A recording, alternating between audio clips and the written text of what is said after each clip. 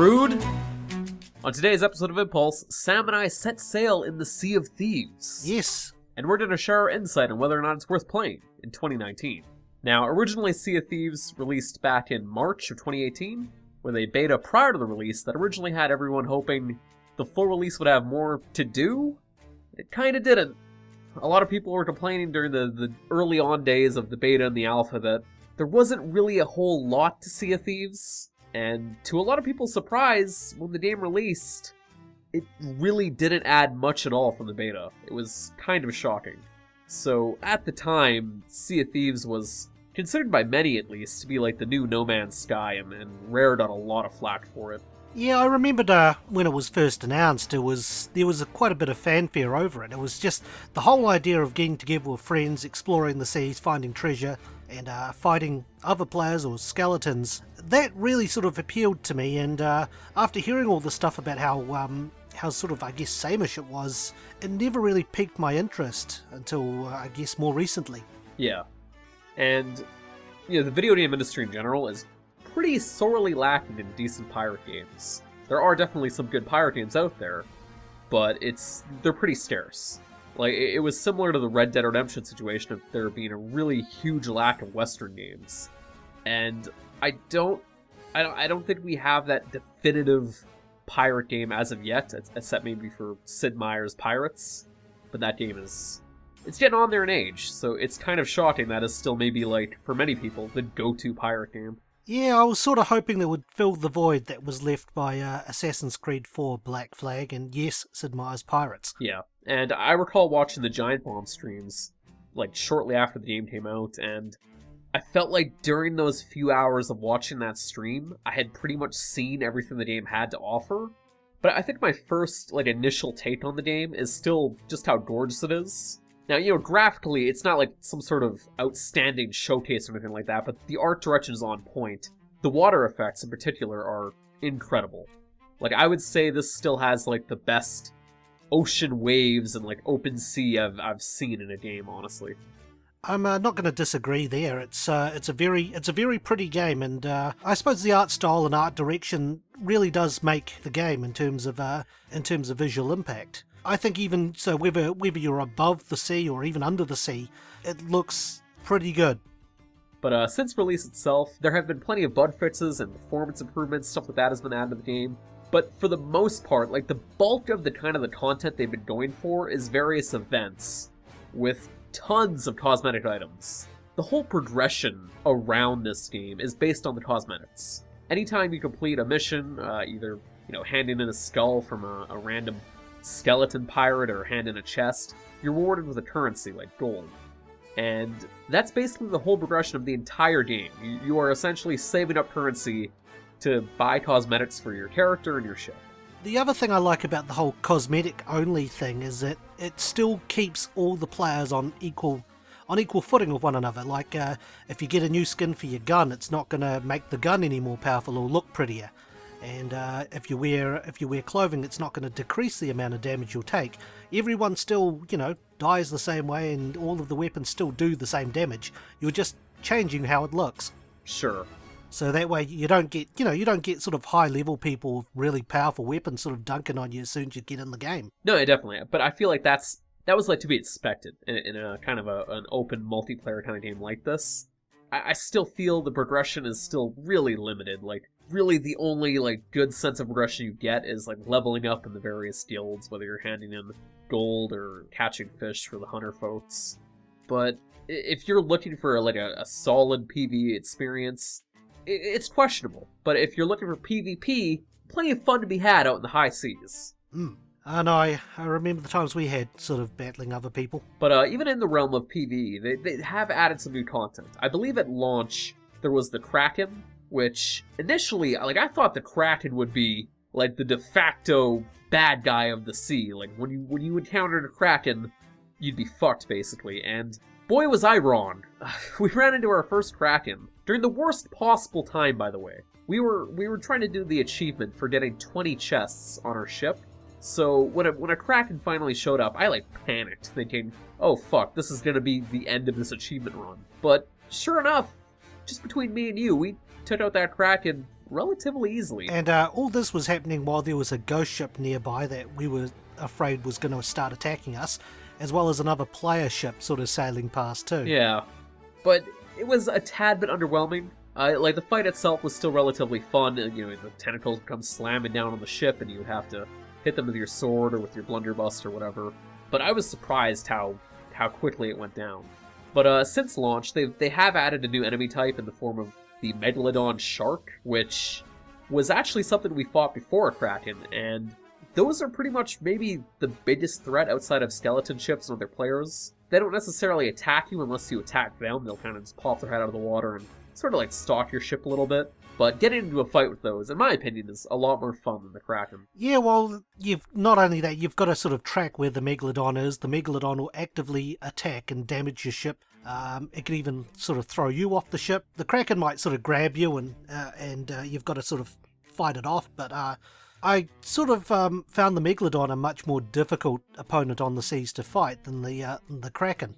But outside of that, they've also added some like alliances. So if you do find a friendly player out there, you can create a ship alliance and work together and do stuff together on multiple ships, I guess. That's a neat idea, as well as all kinds of different flag types, which is just honestly another excuse to add a whole variety of cosmetics so you can really customize your flag.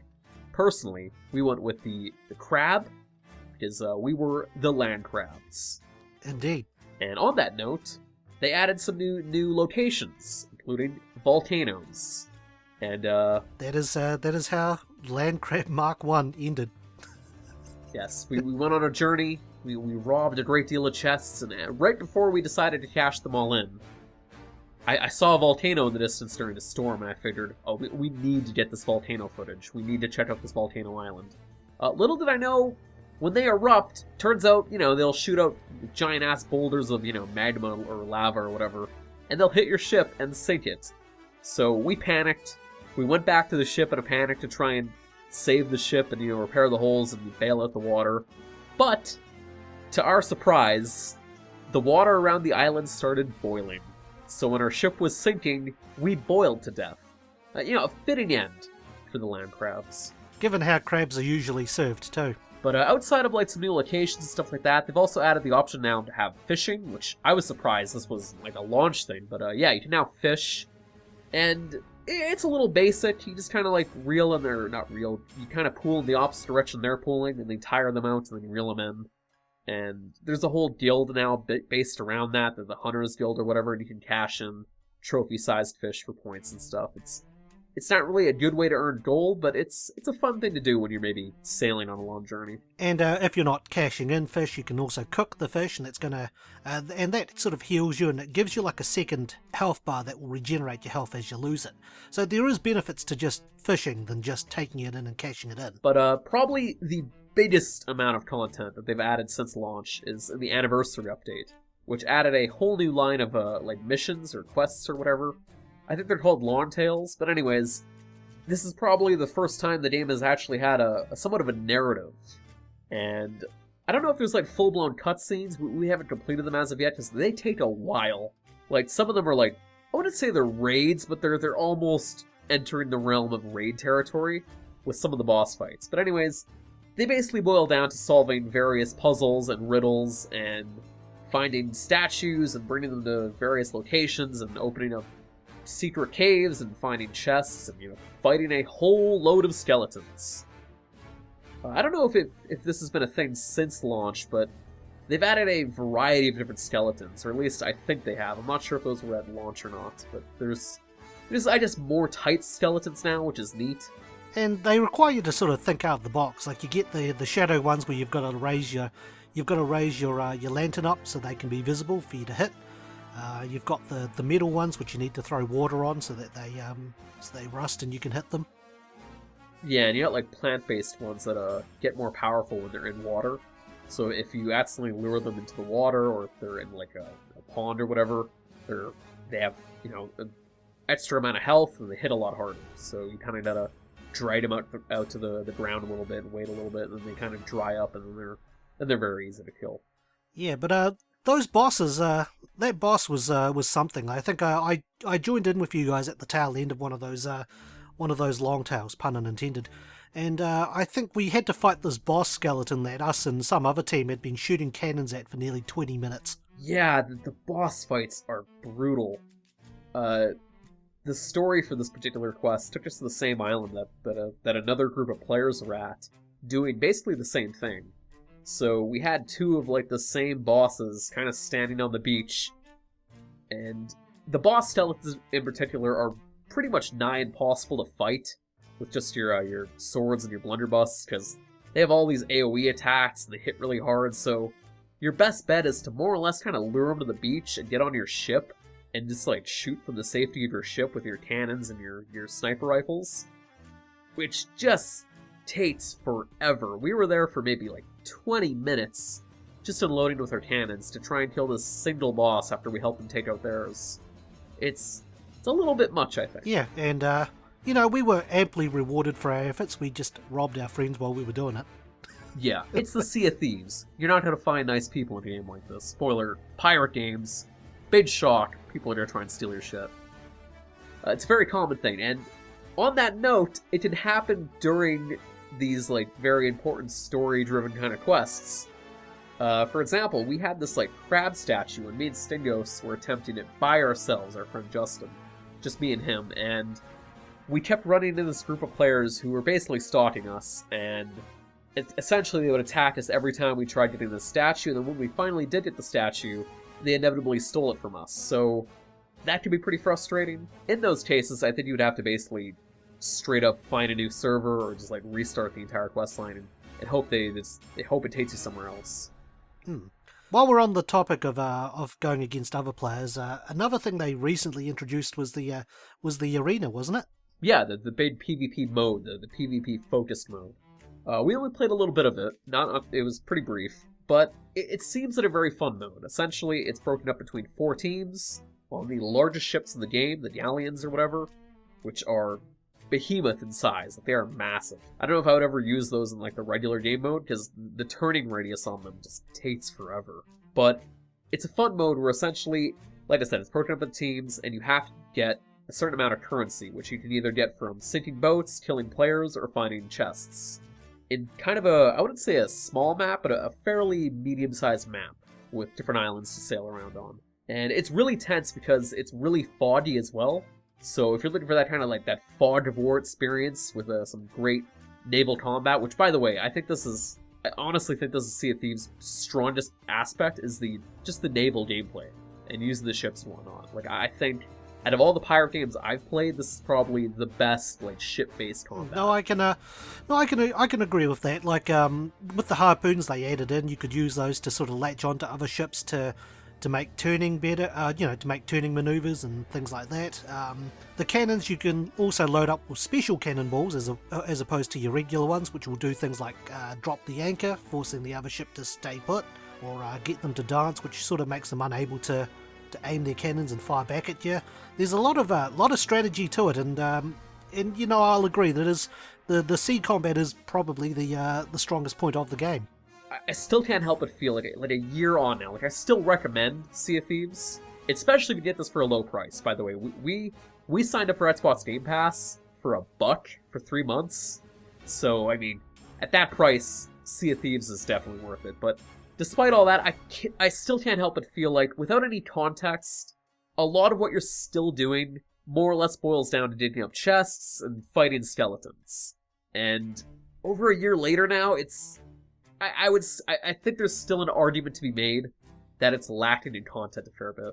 Yeah, but I suppose what it really boils down to, and what makes it so that we keep playing, is just how pretty the game looks. The fact that not all of the islands look the same, and some of the places where treasures is buried, or just the stuff you find even looking for the treasure or not even looking for it. No, it's definitely a game where you can make your own fun, and whether it's robbing random players or just simply exploring. Like, it's a great time burner, but like I said, if you're looking for something really story-driven or with some sort of, focus to it or a better progression, I don't think you're going to find that here. It's, you could also, comparing it again to No Man's Sky, they've come out and made these changes, and it's taken it in the right direction, but makes you wonder if it's quite enough yet.